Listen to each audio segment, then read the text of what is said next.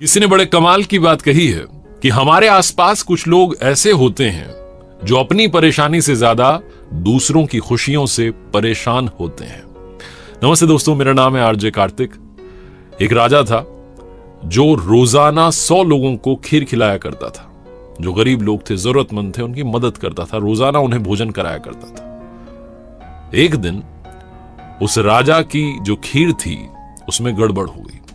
हुआ यह कि हलवाई जो था वो बर्तन को ढकना भूल गया और वहां उस रसोई में सांप आ गया और सांप ने उस खीर में विष यानी कि जहर छोड़ दिया। वो खीर जहरीली हो गई और जिन 100 लोगों को रोजाना की तरह खिलाई गई उनकी मृत्यु हो गई। इतना बड़ा पाप राजा ने कर दिया, उससे अंदर ही अंदर रहा नहीं जा रहा था, ग्लानि हो रही थी, वो समझ नहीं पा रहा था क्या करें। उसने ये फैसला लिया कि वो अपना राजपाट छोड़ देगा, किसी और को अपना उत्तराधिकारी बनाएगा और सब कुछ छोड़कर के जंगल में जाकर के भगवान से कहेगा कि मुझे माफ कर दो, मैं पश्चाताप करना चाहता हूं। इसी विचार के साथ में राजा चल दिया। जब वो जंगल की तरफ रवाना हुआ तो शाम होने को आई। एक गांव रास्ते में आया, उसे लगा कि आज यहीं विश्राम कर लेते हैं। तो उसने पता लगाया कि कोई ऐसा घर है, वहां चौपाल पर कुछ लोग बैठे हुए थे। उनसे पूछा कोई ऐसा घर है जिसमें भक्ति करने वाले लोग रहते हैं। तो गांव वालों ने कहा कि हाँ जी, एक घर है जिसमें भाई बहन रहते हैं, दोनों भक्ति करते हैं, वहां रुक जाओ। राजा वहां गया, जाकर के कहा कि मुझे मदद चाहिए, मुझे रुकना है आज शाम, कल सुबह मैं निकल जाऊंगा। उन भाई बहनों ने कहा अरे आइए आइए, स्वागत किया। जो बहन थी वो रोजाना सुबह जग करके ध्यान करती थी, ईश्वर की आराधना करती थी, मेडिटेशन करती थी। उसके बाद में, ध्यान के बाद में वो नाश्ता बनाती थी, दिन का रूटीन फॉलो करती थी। तो अगली सुबह वो जगी, ध्यान में बैठी, लेकिन उसके बाद उठी नहीं। बहुत समय हो गया। जब वो ध्यान से उठी तब तक बहुत देर हो गई थी। भाई जो था वो चिढ़ने लगा, गुस्सा करने लगा कि दीदी तुमने क्या कर दिया, हमारे घर में मुसाफिर रुका है, उसे भोजन कराना है, उसे भेजना है, तुम इतनी देर से जगी।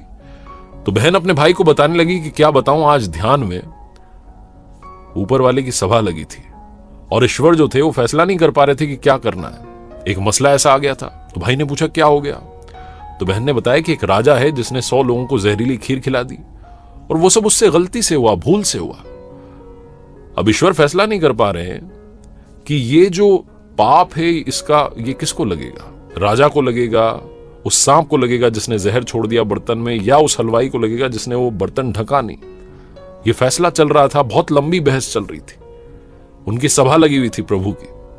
तो राजा ने जैसे ही सुना उसको समझ में आया कि मेरा वाला मैटर चल रहा है। तो उसने पूछा उस बहन से कि अरे क्या हुआ फिर। तो उस लड़की ने कहा कि अभी फैसला हुआ नहीं है, कल का इंतजार करना पड़ेगा। राजा जो था उसे लगा कि अरे तो मुझे फिर से रुकना पड़ेगा, आज इस फैसले को तो जानना है कि किसको पाप लगेगा।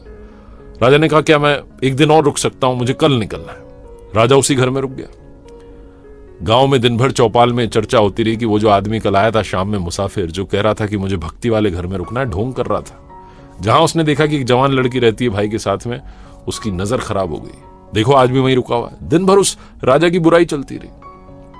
अगली सुबह वो लड़की फिर से ध्यान में बैठी, ध्यान उसका खत्म हुआ। राजा ने फटाफट से पूछा कि अरे क्या फैसला हुआ।